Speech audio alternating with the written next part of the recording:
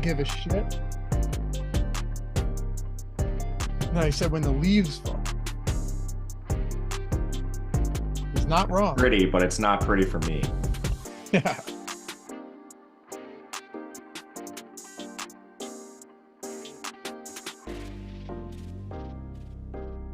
Hey, good morning, everybody. Welcome to the Stochastic.com NFL Showdown Strategy Show.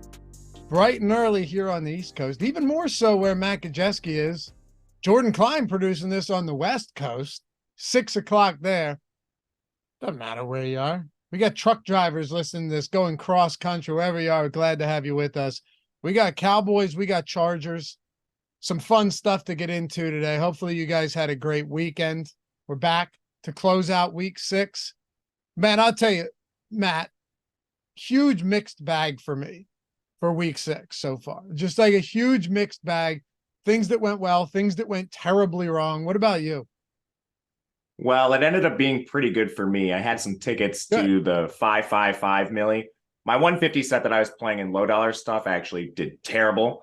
But, you know, you catch a min cash in like a big dollar tournament, you end up being profitable. So had the one lineup where it mattered. The rest of it was not ideal, but I'll take a profitable day. We talk about this all the time. You didn't lose. That can sometimes be considered a win when you're playing tournaments.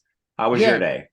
Gundacker, I saw Gundacker when he was on one of our shows talking about how he wants, you know, basically as a GPP player, he wants it to be like an EKG, right? Just like this, you know, and then eventually like that. He said he was like EKGing along until he hits one, which is the best way to put it, especially for football. Slightly negative week. Dude, I'm such a pussy too, because I loved the Atlanta Falcons all week, and I got to the Falcons, right? But I got to it in more like I looked at my lineups after lock and it's like, shit, man, I don't have it in any of the like the higher dollar, you know, middle stakes stuff. I'm not playing, you know, $1,000 entries and stuff like the SPY or any of those. And looking back, all of my best lineups were the Atlanta Falcons, all of them. It was Ritter, Pitts, London, and then and they did well. That's the only reason I had, you know, a serviceable week. But the head hit the pillow last night, and I was just thinking, man, things could have been so much different than they were. And then just some props too. Like these aren't big, but Devonta Smith dropped probably 100 yards he had 100 yards in drops. You want to compound the issue. Big Eagles fan over here. Those drops certainly drops across the whole Eagles team led to them losing against the New York Jets, who didn't have Sauce Gardner or DJ Reed. Just across the board, mixed bag, some good, some bad. But you know what the good thing is, Matt? We can have amnesia. We can throw it in the rear view, move on to Monday night, and then tomorrow on the First Look show, move on to week 7. You can't lose. You know what I mean? You can lose pretty damn bad, but at least you can try and wipe the slate clean the very next day. Yeah, just exercise good bankroll management, and then you'll be fine to play multiple slates and you can withstand your losses. Like you said, we're going to have losses in tournaments. It's just the way it goes. And yeah, we have a fantastic game tonight. So don't be discouraged. We're going to break it all down. Dive into this. Cowboys-Chargers, tight spread, good total. I'm excited for it. This might be the game of the week. Yeah, I mean, we said that about San Francisco and Dallas last week, and we saw how that's true. Yeah, I don't know. It could be. True. It could be. You know, I can't get the Cowboys right this year. I can't get the Cowboys right at all. I really don't understand this team. I wish I did. I do not understand this team at all. Like, you look at the wins that they've had and the losses they've had. The wins are just blowouts, right? They smoked the Giants. They smoked the Cardinals. They smoked the Patriots. Oh, no, I'm sorry. They smoked the Jets. They lost by 12 to the Cardinals. They got smoked by the 49ers. I don't know what to make of this team. Like, they're good, but there's holes, Matt. And that makes it tough when you're talking about a showdown site. Yeah, I'm not a fan of the Cowboys team. I think they're very clearly a cut below Eagles, 49ers. Lions, I think, are right on the verge of that elite tier in the NFC. And I don't like the Cowboys quarterback situation. I don't like their coaching staff. And I don't like the way they're using their players. In the media all week, we saw this stuff about CeeDee Lamb. was Jerry Jones that got asked if he needs more touches, and he said something stupid like he wants the tight ends to get more work instead of the best player on offense, maybe not named Tony Pollard. But Dak's kind of been bad for a while now. A lot of turnover-worthy plays. He doesn't run as much as he has been in the past. If you look at like tracking data, and there's a lot of really good sites that do this, Dak has clearly taken a step back athleticism-wise. You'd probably expect that for a player getting older who's had a severe injury, an ankle injury in the past. But Dak doesn't have the dynamic leg rushing ability that he once did. I'm not a fan of this Cowboys team in general, and I don't think they have strong postseason aspirations. I would probably blow it up if I was them. I love how you just go straight for the kill. I mean, you can't win. Like, what do you? No, you're right.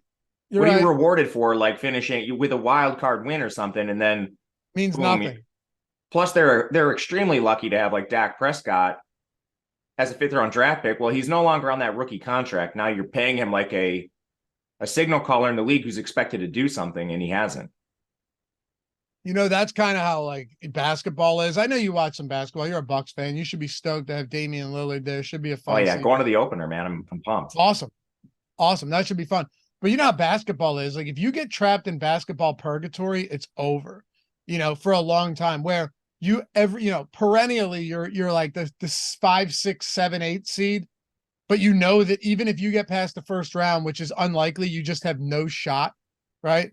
There are teams like that oftentimes in in NFL, not as much, but it does kind of seem like what you're saying. The Dallas Cowboys have basically been in football purgatory. They with Dak Prescott at the helm and with the pieces around them, they're a good team. You expect them to be in, close games or at least, tight spreads going into each game every week, but you never really look at them as, yeah, they could win it all this year. That's kind of what they've been for a long time now.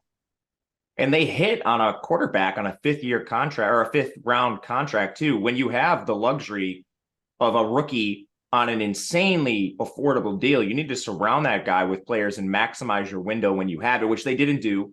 Now Dak's not on that contract, and he's not playing like he once did. He's taken a step back, so it's twofold. You have the contract now soaking up a ton of your cap, and you have a guy who's clearly taken a step back.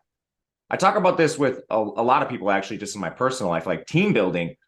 I think NFL teams that are stuck in this quarterback purgatory range should be taking shots on quarterback every single year. The Eagles are the prime example of this. Everyone hated the Jalen Hurts pick. You never know what's going to happen at quarterback in the NFL. Guys take step back, get injured. Like the Jets have no backup plan for Aaron Rodgers. Their season is completely down the drain unless he might make a historical return. I don't know.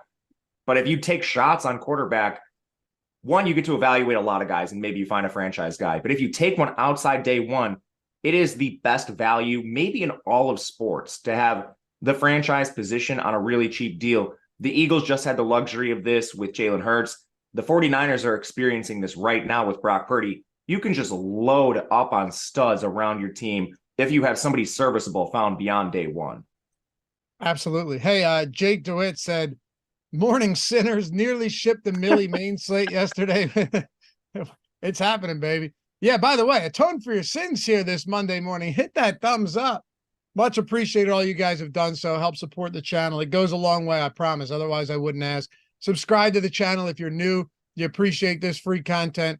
Thanks in advance to all of you guys that do support us each week. So I almost thanked it almost shipped the main Millie slate yesterday with some Ritter stacks. Thanks to Laffy's bold take midweek. Was in first and second until Cup and Kyron messed with the bread. I saw you up there. You tweeted me, man. I was pulling for you. I was definitely pulling for you.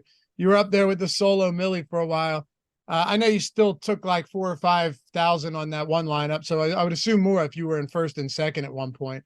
But yeah, that just a couple of things before we get into this specific slate. That game was outrageous. There's no reason Atlanta shouldn't have won that game. Every time I looked, they had the ball. They had, and I know Ben actually sent this to me, they had 402 total yards. Washington had less than 200 yards in that game. This Washington defense on the deep ball specifically, just giving up chunk plays, Matt, it's as bad as it could possibly get. That was the whole reason last week. It's like that I was even remotely interested in Atlanta. Washington cannot prevent teams, even if it's Desmond Ridder, from throwing downfield and completing passes. 402 yards, 300 passing yards. This was awful again for Washington, and they escaped with a win. Yeah, Ritter, for as well as he played, and this doesn't matter for DFS. It's your negative plays aren't too impactful. You said for morning DFS. sinners in chat. I love it. Sorry, go ahead. No, you're all good. Ritter didn't play that well from a real life perspective, bunch of turnovers. But at the end of the day, those don't really count as much for DFS. They're non-impactful plays. That's why we used to love Jameis Winston when he was playing YOLO ball. But yeah, I mean, I was watching Red Zone and Scott Hansen, that's his name, right? The Red Zone guy. Yeah, he was like, not Chris Hansen. He's the To Catch a Predator. I always get those guys confused. So thank you. I've said the wrong name plenty of times, but yeah, have a seat. Mr. Hansen was like, if you're confused about Atlanta having the ball seemingly this entire half with the same score, that's because they have. This is their third possession with the same score, trying to come from behind and win this game, which is wild. But to your point and to your call, it led to a ton of production. So good call on Ritter. Yeah.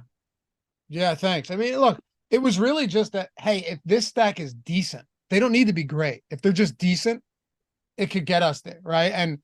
And the whole because it allowed you to go 2 6K running backs, Raheem Mostert and Kyron Williams being the two best examples, and then one of Kupp or Hill or Chase if you wanted, but one of those expensive guys. It allowed a lot. I had some good ones that didn't get there fully, but we'll take it. By the way, you ever watch any hockey? I love hockey, dude. Okay.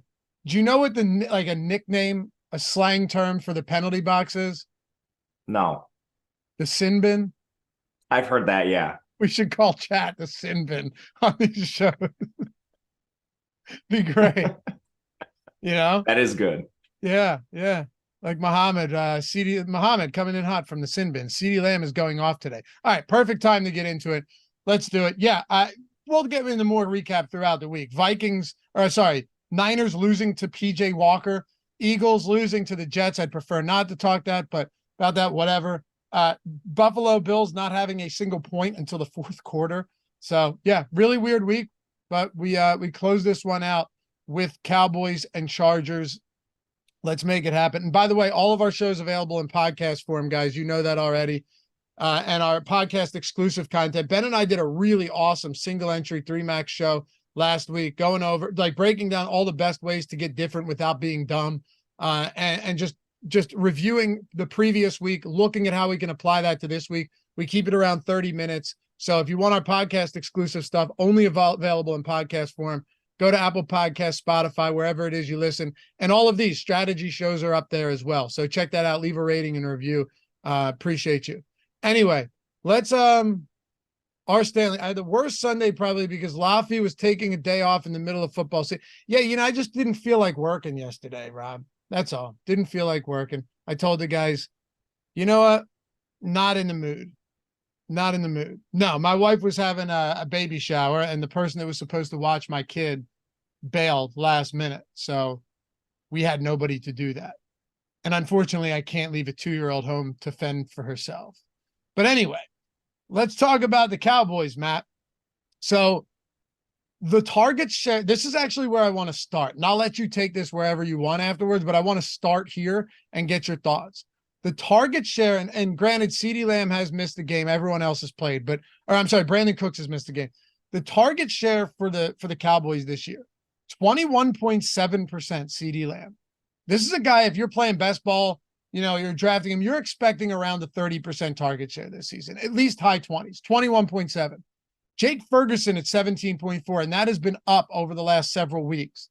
Brandon Cooks, 15%. Michael Gallup, 14. Tony Pollard, 14. And then it's just nobody. Jalen Tolbert, Shoemaker, Turpin, Dowd, all those guys are 5 and 7%. You have 5 guys between around 14 and 21% on this team. Now, as far as air yards go, 28% Lamb, 26% Cooks. So he has seen some air yards. Gallup has tied with CeeDee Lamb. They both have 4 deep targets on the year. He's at 21% air yards. Just kind of lay the foundation for you here to talk about. This is not a team yet. Now, it could be today, but it has not been a team yet where CeeDee Lamb has just been the double-digit target guy every single week. And that has caused some issues. Absolutely. You're betting on a return to I don't know, alpha status if you're betting on CD Lamb today at this price, because his volume's not all that different from Gallup, from Cooks when he's active. And we've actually seen Tolbert play more snaps than I think is advisable in recent weeks, and I'm not sure why that is. We're also betting on Mike McCarthy, like figuring things out. We have a enormous sample of Mike McCarthy making horrifying decisions. It's a miracle this guy still has a job in the NFL. So do we really think Mike McCarthy is going to realize CD Lamb's his best player and start throwing him the ball? I mean, I think most guys would figure it out, but he hasn't seemed to be able to. So when you compare CD Lamb to the other studs on this slate, I think it's a very easy decision in low risk contest cash games to just go and play a Charger instead, whoever your favorite Charger is. Or maybe even play Dak, because Dak encapsulates all the receiving if it's spread evenly across Gallup, Cooks, CD Lamb, Tolbert, and the tight ends. Well, Dak's going to encapsulate all of that in his passing. So he might just be the play you look to if you want to play a Dallas Cowboy in your captain spot or look for one in the flex spot. So right now, I think it's Dak Prescott over CD Lamb for me, but I don't feel good about it. Like, did you see CD Lamb snaps last week? They were down considerably, right? Yeah, still. 69%. I mean, like, are you not trying to get back in the game? Like, what are? Yeah, 69% snaps. Gallup 82, Cook 65. Yeah, so that's the thing I don't get is like, well, how much of that was them just getting smoked? Well, then why is Gallup on the field? Like, this is stuff I don't like. Miami did this one game where it's like Tua Tagovailoa is in the game during a blowout. No Tyreek Hill, no Jalen Waddle. It's like, do you really need to see Tua like throw to Cedric Wilson? Like, do we really need to see Dak Prescott throwing to Jalen Tolbert? Like, again, it's coaching. Like, why is CD not on the field, but all your other starters are? That's what doesn't make sense to me. And you know what else is weird? CD Lamb snap count or snap share this year, just from percentages, 79, 72, 83, 63, 69. But also, every damn game this team plays is a blowout in some form or fashion. Week 1, blowout win against the Giants. Week 2, blowout win against the Jets. Week 3, I won't say blowout loss. That's where he played the most snaps, 83%, 12-point loss to Cardinals. Week 4, blowout win against the Patriots. Week 5, blowout loss to San Francisco. That's why it's so hard to get your finger on the pulse. Let's assume this game is close. You're getting 80+% snaps from CD Lamb today. Yeah, I think so. You will. We'll see, man. You seem to trust Mike McCarthy more than me. I don't trust Mike McCarthy. I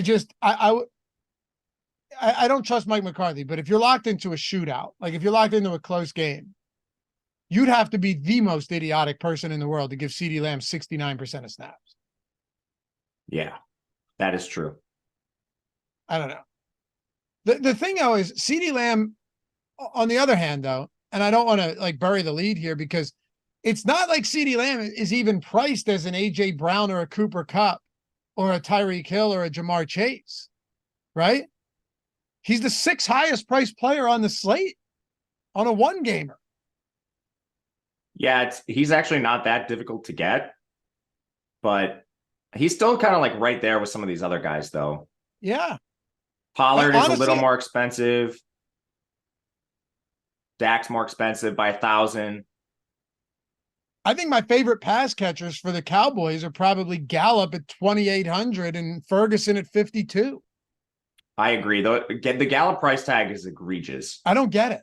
Considering he's an every snap player, and he's the guy that hasn't come off the field. When they've removed players from the field, it's been Cooks and CD Lamb. Now, maybe you think those guys are just more talented than Gallup. I think CD certainly is. Cooks at this point in his career is up for debate. But when they've been inserting random Kevontae Turpin snaps, Jalen Tolbert snaps, it has not been Gallup that's been taken off the field. So for him to come in under 3K, even if he doesn't have a great target share, this guy does not leave the field. He is a very, very strong value plan on this slate. And then you mentioned at the top of the show what we've seen Ferguson do. He's second on the team in targets, and that number's just been ascending week over week. He's a phenomenal play in the mid-price range as well. And debating the Cowboys studs, we need to do it, but I would honestly rather play the Chargers studs and then go to this mid-price range for Cowboys anyway. So in the lineups I built this morning, I find myself clicking Gallup and Ferguson more often than I'm clicking the studs to begin with. I'm with you. And you know what? I will throw Brandon Cooks into the mix there. It's been it's been a very ugly year for him, no doubt. And I know he also is playing banged up. He hasn't been particularly, heavily involved. It's been ugly. He doesn't have more than 27 yards in a single game this year. But you still bring a guy like Cooks on to stretch the field. I'm not entirely convinced that he can't do that. He's cheap. Like I still have no issues with Brandon Cooks. When you look at deep targets, air 20 plus yards downfield, it's Lamb 4, Gallup 4, Cooks 3. They're all in the same neighborhood there, Matt. I would put him behind Gallup and Ferguson, and I think Ferguson has more touchdown equity. But Cooks is fine to me, and I think you bring up a really good point. When you're looking at the studs for the Chargers, first of all, you have no Mike Williams, right? Done for the year with the ACL. You have Austin Eckler back coming off a bye. I'm going to go ahead and assume that he's ready to go. Not to mention that Joshua Kelly absolutely stunk up the joint every time he started in Austin Eckler's stead. He was, my God, you could smell that fella from a mile away. And now you have to think that even though early in the year, Kellen Moore in week 1, I was like, holy shit, dude, they ran the ball at the 3rd highest clip in the league in week 1. Wow. Are things changing here? You know what? I think that was a blip on the radar. My guess is that Austin Eckler gets the lion's share of opportunities today in the backfield. He's a phenomenal pass catcher. I love him. Keenan Allen has just week in and week out been spectacular. The only week he kind of let us down was when he was mega chalk after Mike Williams went down, but it's not a main slate. So yeah, maybe you're right. What about this too? We can move around a little bit here, even if we don't want to go team. We could go team by team, but the more I'm looking at this slate and the more you just talked about how you're building teams with like the studs from the Chargers, it might make more sense for us to just look at this from a lineup building perspective. Yeah, I think that makes sense. I mean, just like for tournaments, you can always have the debate. Do we just captain Cowboys for the sake of finding leverage? But we have 3 studs on the Chargers too. I mean, there's ways you can use the Chargers elite players in the captain spot and mix and match them where I don't think you're eating a ton of ownership. And that's because we have 3 of them. It's not like a Lamar Jackson, Patrick Mahomes situation where it's all going to one guy. You know what I mean? Yeah. I mean, look, yeah. You have 6 guys north of 9K in the flex. Lamb, Pollard, Prescott, Allen, Herbert, and Eckler. Here's what I want to ask you, though. You say you'd rather get to these Charger studs over, CeeDee Lamb. What about Tony Pollard, who has been – you would actually think that Tony Pollard would have had some massive games thus far, given that they had a 40-point win, a 20-point win, and a 35-point win, right? That is yet to materialize. He's cheaper than Austin Eckler, for sure. He's cheaper than Keenan Allen. He's essentially the same price as CeeDee Lamb. Where does he slot in for you? How do you prioritize Tony Pollard today? I think Pollard's my favorite Cowboy to get.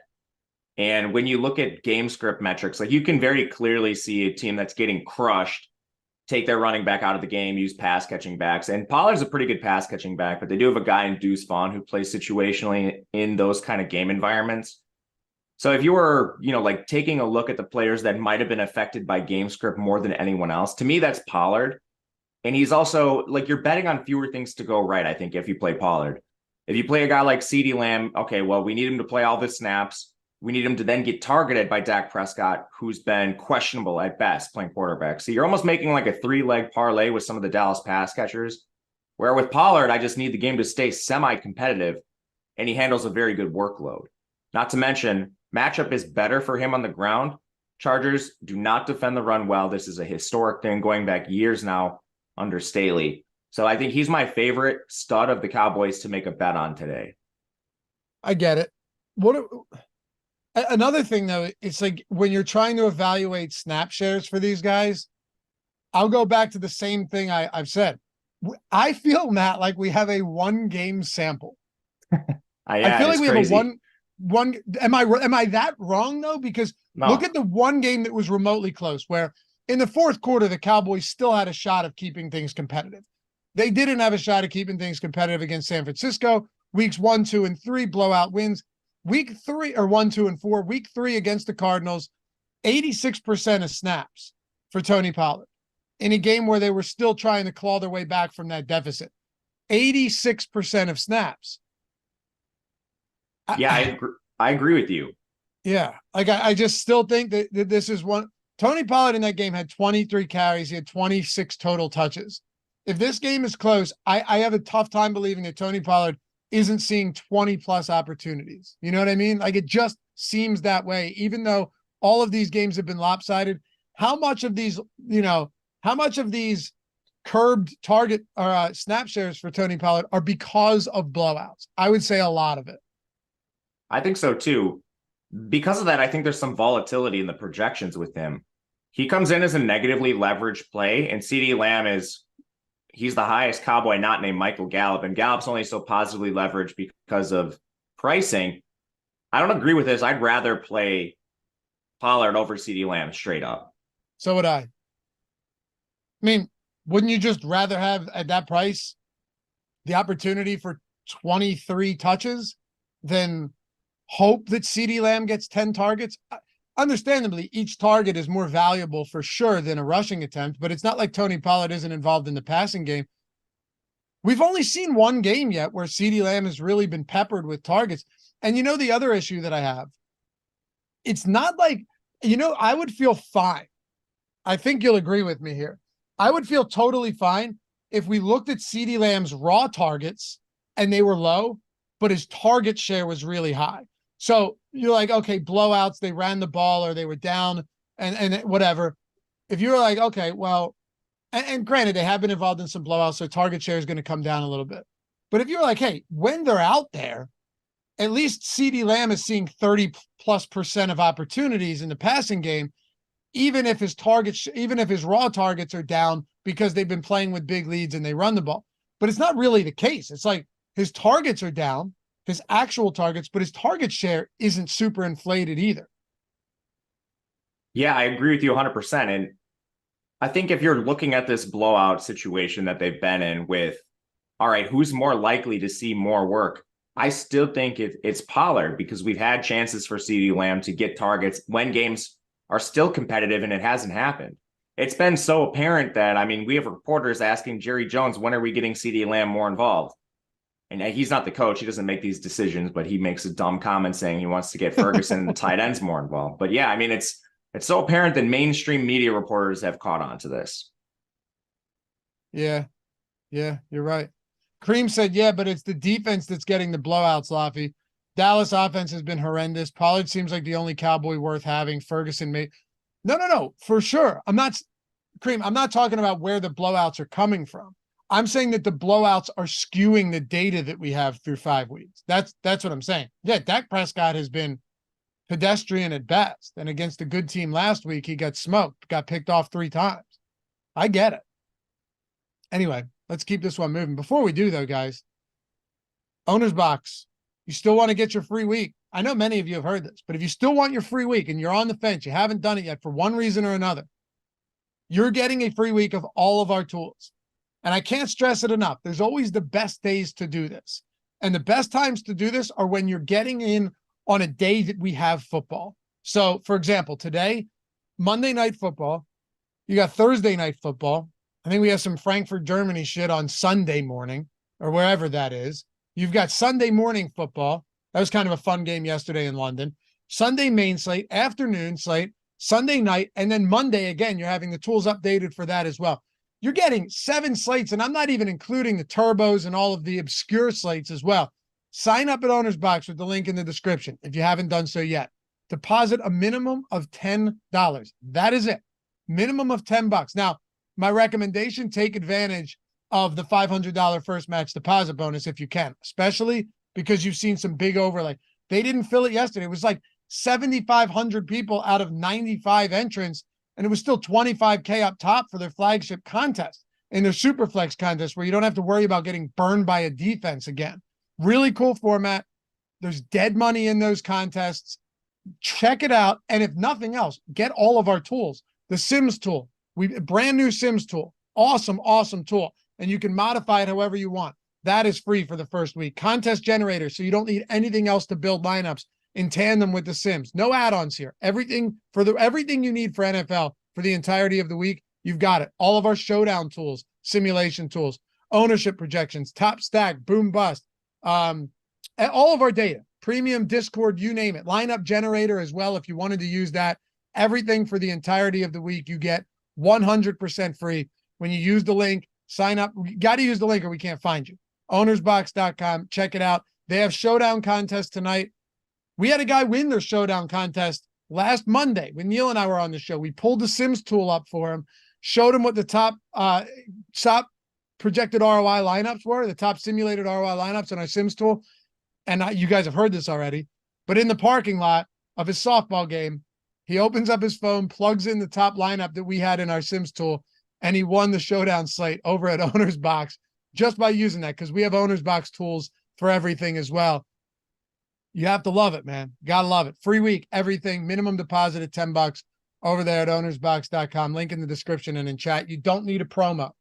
Just use the link. It may ask for a promo, bypass it, just use the link, and you're in, baby. Check out all these tools for free for the entirety of the week, every slate. All right, so I want to talk to you about a couple of other things here. Are you going to any cheap tight end options or cheap pass catching options for Dallas before we move on to the Chargers? I think you can play Schoonmaker. He's played an increased role, second round pick out of Michigan for this team. Really weird usage for him. Last game, he was on the field for 20 snaps and he blocked on 15 of those. This is extremely interesting because at Michigan, he's not a big tight end. He's like a slight guy. He was in the slot mainly at Michigan. So again, I'm like, Mike McCarthy, what are you doing using two tight ends with a tight end who's undersized, inline blocking, whose calling card was receiving in college? I don't know the answer to this. But anyway, that doesn't matter for DFS. What matters is he's the stone minimum, and he played 20 snaps, and he's going to continue doing something in that range because of Dallas's propensity for 12 personnel. I think he's my favorite value play. I like him more than guys like Tolbert, than Turpin when you price adjust. And he should be the tight end they use over guys like Sean McKeon, who's kind of like an H-back fullback type. So he would be the guy I highlight. Okay, I like that. Hey, another thing too. Where was that? Hold on, let me find this. Somebody mentioned a Jake Ferguson touchdown at plus 270. Yeah, it was up there. I saw it. I just wanted to highlight that because I think that's a pretty fun bet today. Jay Miz said it. What's that? Jay Miz said Jake Ferguson touchdown plus 270. Laffy. Yeah. Let's see if that's actually the best odds. I'll tell you why in a second, Matt. It's relevant to DFS as well.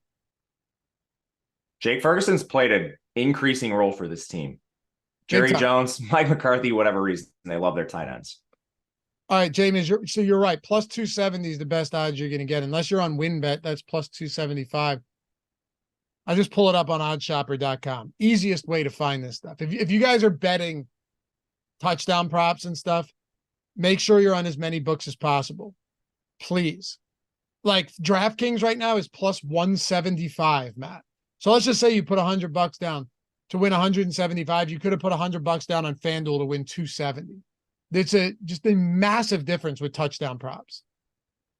You need to be shopping the best odds for everything. This literally can make or break your season when you're dealing with thin margins. I bet a ton of college football, not so much NFL, but I've already had like 10 games this year come down to the best number, where if you got a 3.5, maybe you're covering versus a 3, you're getting a push or maybe even a loss. Like this is huge.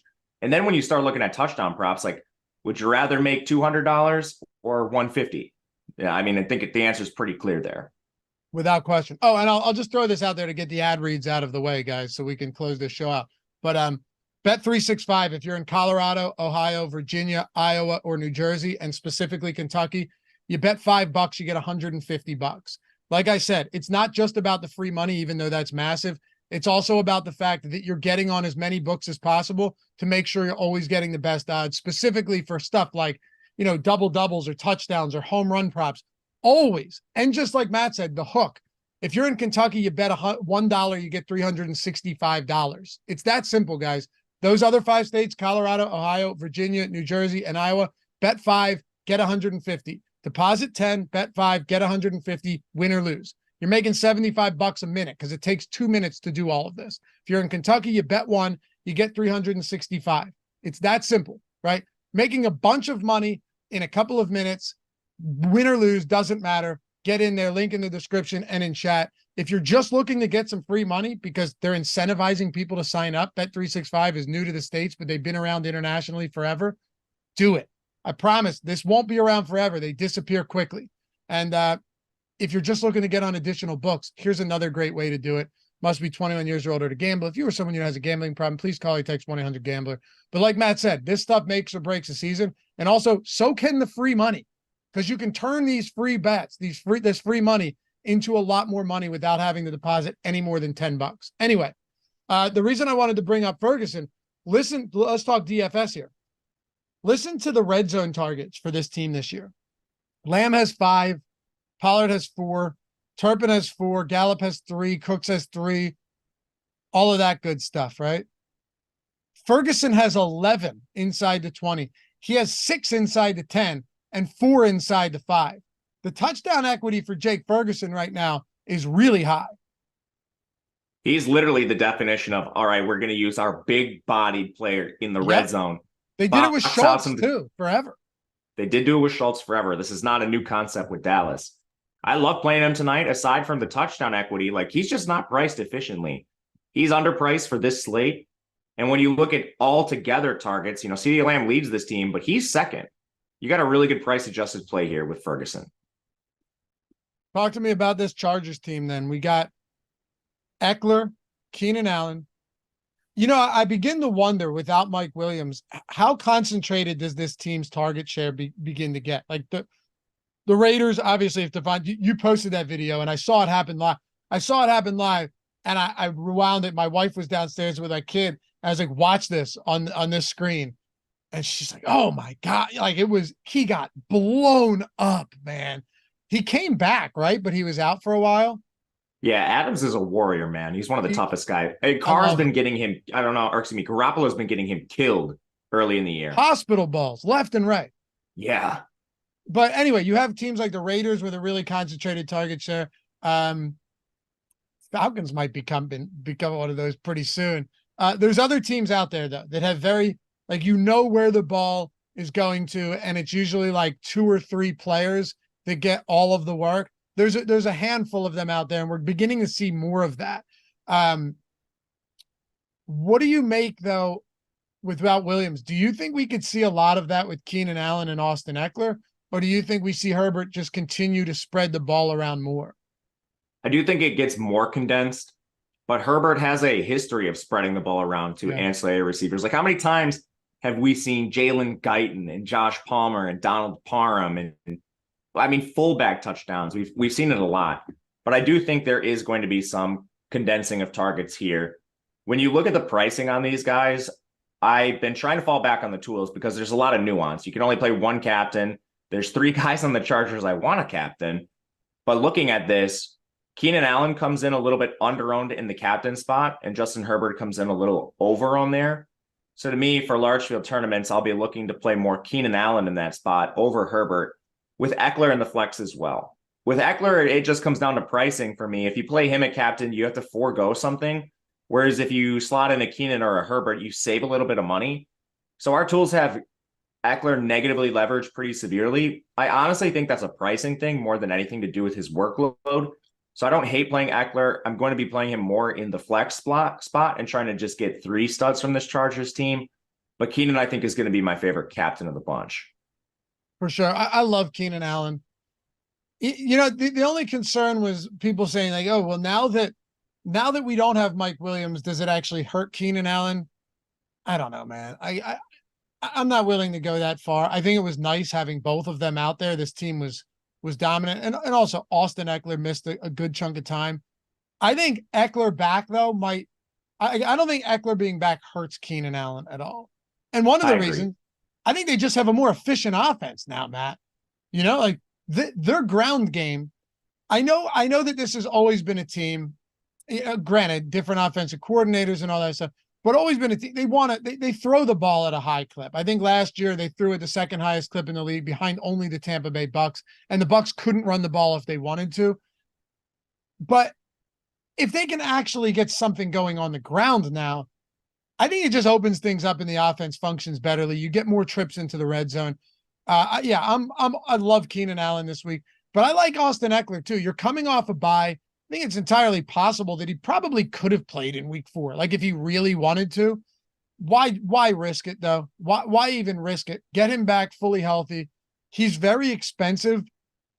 He's just one of the most versatile, high floor. Clearly you're playing for the ceiling, but I don't know. Austin Eckler and Keenan Allen are my two favorite high-priced options. Although I think maybe I'm crazy. I think I'd actually put Tony Pollard up in the same category as these guys based on salary and based on expected opportunity today. Yeah, it's definitely a fun slate to use multiple lineups for that reason. Those of you that don't normally play multiple lineups, maybe take a look at it so you don't get burned by, like having this decide your slate. You captain Keenan Allen, but then it's actually Pollard, the guy that you need. At least that's how I think about it. I like playing multiple lineups though. Anyway, I agree with you. I think Pollard should be in this tier. I think he's the most likely Cowboy to have a monster workload. But yeah, then otherwise I want to mix and match the Chargers skill position players, the elite ones that is, in the captain spot with a slight preference to Keenan Allen. I agree with you on Eckler. He would be number 2 for me, and Herbert would come in third among the Chargers elite skill position players for those of you considering captains. All right, so looking at our tools here, I'm looking at our top single game and showdown plays tool. I know you and I lean heavily on this, so I figured it might be a good time to dive in. Jordan, you can screen share this too if you want. It's a very, very powerful tool for these showdown slates used in conjunction with the Sims or whatever other process you may have. All of our tools too, guys, by the way, in the description if you wanted to check them out for yourself. Highest leverage play, Michael Gallup. No surprise. You and I didn't need to look at the tools to have a feeling that was going to be the case, right? Keenan Allen, CeeDee Lamb, Justin Herbert, Jake Ferguson. I like that. Quentin Johnson. How about this is a good spot to talk. We have him as a positively leveraged play. They just haven't used Quentin Johnson that much. Even with Mike Williams going down, your first round spent a lot of draft capital on him. They're clearly working this guy in slowly and have preferred to use Joshua Palmer thus far. Do you think that changes today? I don't think it changes. Even with the bye week, like how much ground could he possibly cover on like Josh Palmer? And I don't know. He's been a very disappointing rookie. I think he pops just because he has close to a full-time role in this offense. And I mean, he's not expensive. There's constructions where instead of, going all the way down to a Tolbert or something, you play like Gallup, Quentin Johnson, and a kicker with 3 studs. Those are probably going to project decently. So I can see where you'd get builds that include Quentin Johnson, but I would still rather play any of the big 3 studs. I would still rather play Josh Palmer over him, even though he's on the injury report. He's been full participant in practice. Expect Joshua Palmer to fully play. But the question I have is, what do they do with their 12 personnel stuff? Maybe you can correct this for me. I don't know what this means, but DraftKings has Don LeParm listed as a full participant in practice on Thursday and Friday. The official Dallas Cowboys and Los Angeles Charger injury report has him listed as doubtful. So, I mean, there's an incongruency here. Don LeParm's not playing, is he? Well, like, why does DraftKings have him listed as a full participant and the official team report has him listed as DNP, and doubtful? What the hell am I supposed to think? I don't know what the right report is. I've just been assuming that DraftKings is wrong and the official website is correct. Like if Parm is out, I think that severely reduces how much they play 12 personnel. And then you see more Quentin Johnson. So there's a point to this. I think like this matters. You know what's funny though is the DraftKings, because they get their source from RotoWire, right? Yes. They get it right. Yeah. At least they did. I know they used to. Yeah. They've always been like, they have their flaws, but that news has always been pretty accurate. So you're right. Like you would have to think that it's the official source. See, like, no, I'm seeing in a bunch of spots that he was a full participant. So I don't know why this is DNP. Okay, so this matters. If he plays Donald Parham, Quentin Johnson's not a full-time player. They use a lot of 12 personnel. You've got Not just Donald Parham either. They use Stone Smart and Trey McKitty as blockers. This is with Gerald Everett playing a ton. So Quentin Johnson, I mean, last week, 33 snaps out of 65. The guy's barely crossing half the snaps. So I understand why he's a positively leveraged player, but you're still kind of making a leap of faith with this guy. I don't know. I would rather pay down for certain guys, Gallup for sure. And I kind of like the construction. You know, you've got your mid-range guys and 3 studs. I kind of like going down to Gallup, punting on someone else, and then getting either 4 studs or maybe even just finding a salary to get to Ferguson over him. Yeah, right. I'm going to go ahead and say that Donald Parham plays. Yeah, I don't know. But anyway, you're right. That's super weird, conflicting reports. Not sure what to make of it. Somebody probably just made a mistake. I don't know who it was, but somebody made a mistake. My guess is I think it might be the official source here that made a mistake. Tough to see. Yeah, get your interns in order, LA. All right. So are there any other, one thing we do know about this team is like when it comes to the pass catchers, last week or week 4 before the bye, Keenan Allen, Joshua Palmer, Quentin Johnston, those guys got all of the snaps basically. Darius Davis, Keelan Doss played 12 and 5 snaps respectively. Joshua Kelly played 60%. Spiller played 23%. Elijah Dotson played 8%, but we know that we know that this is going to go back to Austin Eckler. And my guess is Joshua Kelly. I don't know. He's just so bad that maybe Spiller gets a few opportunities. Do you have any interest in backup running backs on either side? I don't. With Kelly, you mentioned it. And then he's priced like a bad starter. So, I mean, he's not in that role anymore. He's almost impossible to play, even if he did retain the change of pace role. Like, I'm not paying $6,400 for him.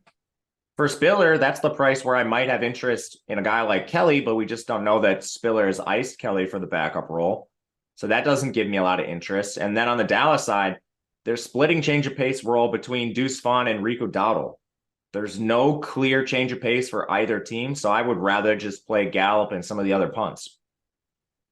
So I'm doing a betting video on this one over on the Odd Shopper channel immediately after this. I might just have to lean on props and I have some good props that we're gonna throw out there. But I don't know, man. Do you have a lean on this game itself as far as sides go?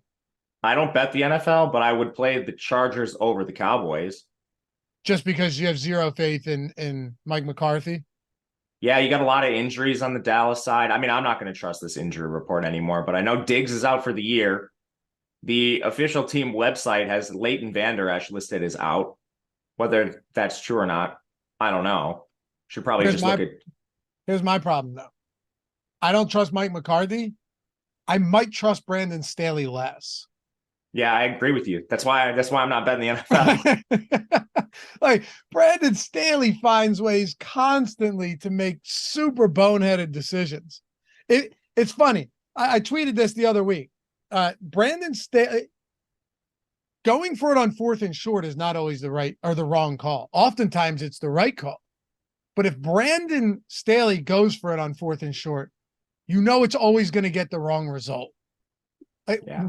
When do his 4th and shorts and like being aggressive on 4th down, when does it ever work, man? It's crazy.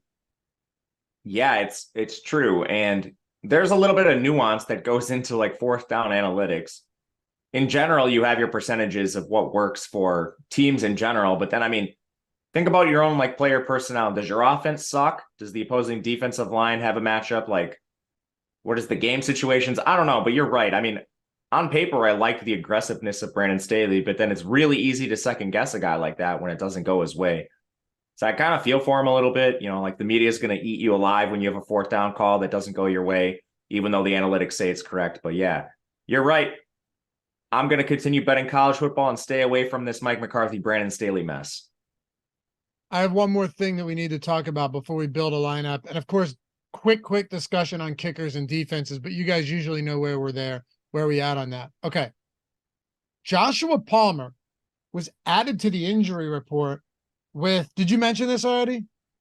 I mentioned that I think he's going to play, but we didn't dive into the in-depth part. Okay.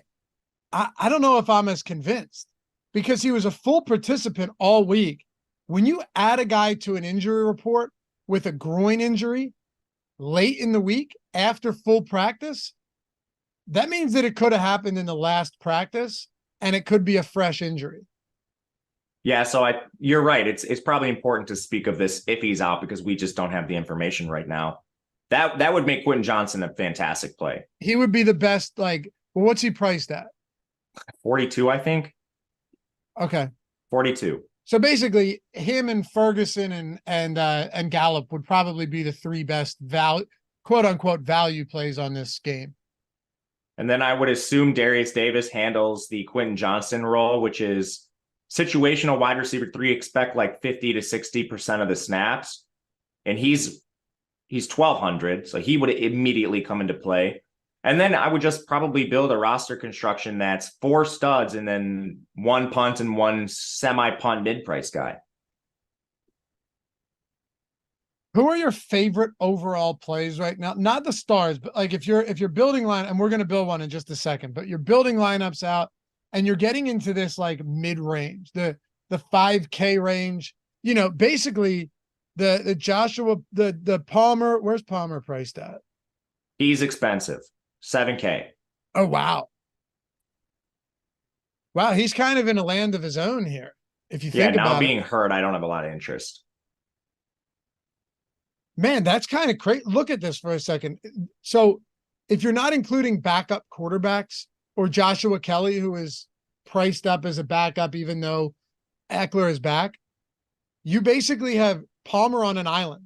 The next closest player above him is $9,000. He's 7K. The next closest player below him is $5,400. He is the only guy in that range between 55 and 8,900 bucks. Yeah. I mean, what is this price tag on Palmer? Why is he I don't get it. I don't really understand it. Like if Palmer's going to be that much, Gallup can't be $2,800. Right. Doesn't make any sense. Do we have him as a negatively leveraged play, Palmer? No. Maybe just because he's not we don't. It might be an ownership thing too. Yeah. So we have Keenan Allen with a 26% top play probability. The likelihood that he's going to be the top overall play on the slate. Herbert, Lamb, Pollard, Dak. I think Eckler comes up throughout the day. We only have him at 9% right now. My guess is if he's not limited in any capacity, Austin Eckler always has top play chances at the top, right? Yeah. He's got to be up there. Yeah. Who's your favorite contrarian captain? If we're getting really contrarian for large fields, it honestly might be Jake Ferguson, man. Me too. I think Jake Ferguson, you know what? I think you can make an argument for, believe it or not, any of these non-CD Lamb pass catchers in Dallas. It's going to be ugly, but like we have Brandon Cooks with 3% captain optimal at 1% ownership. Ferguson 4.4% optimal captain probability at 1.5% ownership. Gallup at 7.8% optimal captain at 0.8. Or I'm sorry, I was looking at the wrong ownership. I was looking at top play probability, but still, no. Gallup positively leveraging the captain spot. Brandon Cooks basically where he should be. Ferguson positively leveraged the captain. All of those guys, if you wanted to say large field tournament, I'm playing them at captain, and not a ton of them, but playing some of them at captain, I wouldn't have any arguments there at all. No, neither would I. Large fields specifically, but yeah, I think there's so much going to be soaked up into those studs. Large fields, you could create a ton of leverage by doing that. What do you make of the kickers and defenses here? We'll build a lineup and get out. Dude, I've been getting absolutely demolished by fading these defenses. Me too. Last night we had the Bills defense, like they were like 6,600, like minimum. They were 25% owned in some contests, and then their captain ownership was absurd. Like, I think we're starting to get to the territory where we're not even able to accurately predict the defensive ownership because every defense on primetime has just been smashing, and then they come in way over owned. Like I'm just gonna. I think my approach is gonna be blindly fade defense until this normalizes, and this is actually a great slate for it with the total being so high. But yeah, I would just blindly rather play kickers than defenses right now. Like 25% on defense is egregious. It's insane. Also, to be fair, some showdown kickers have had themselves some days lately. Yesterday, how about Tucker? In that Justin Tucker in that London game, there was another. What was the most recent? There was another one too. Thursday night, Butker was the captain in the Millie. Yeah, that's insane. That almost never happens. He ended up being the captain, didn't he? I'm almost positive he did. I fell asleep and didn't win, so I didn't. Yeah, me neither. But I'm almost, chat can tell us, I'm pretty sure Harrison Butker was the captain. So can't sleep on it, right? No. Let's build a lineup. Josh Engelman coming up next, guys. MLB strategy show. Don't miss it. 2 games. NLCS, ALCS. Houston taking that loss yesterday. Phillies facing the Diamondbacks. It's gonna be some fun football. Or baseball, sorry. But let's build a lineup here. All right. Bug Boy, Laffy going over the allotted time, cashes. Yeah, dude, you'd be an idiot to bet me going over, unless you'd be an idiot. You'd have to put the house up to get any returns. But let's do it. And appreciate you guys hitting that thumbs up. We only asked once. We're at 140. You guys are the best. We got almost 600 people watching with us. Those of you who subscribe to the channel or you listen in podcast form, leave your comments down below. All that goes a long way. So thank you. And of course, owner's box for the free week of all of our tools in the description. If you're in those 6 states mentioned earlier, Bet365, get that free tasty money. Best type of money is free money. So all that down there in the description. Don't need promo codes, just the links. You're in the door. You up or am I up? I think it's you. Okay. I'm going Ferguson, Matt. I'm going to throw Ferguson in here. I think this plays well if we have a type of shootout, maybe a 2-touchdown game from him, and it opens things up. 7,800 for captain for Jake Ferguson is outrageous. I'm going Herbert. You made it easy for me. Now we're going to be able to get a bunch of studs. All right, I'm going to pair him with Allen. Easy enough. We're just for reference, we've now added 2 of the most expensive guys, and we're still at nearly 7K per player. So I'm going to throw in Pollard. I love it. That's where I would have gone too. All right, can't go Eckler.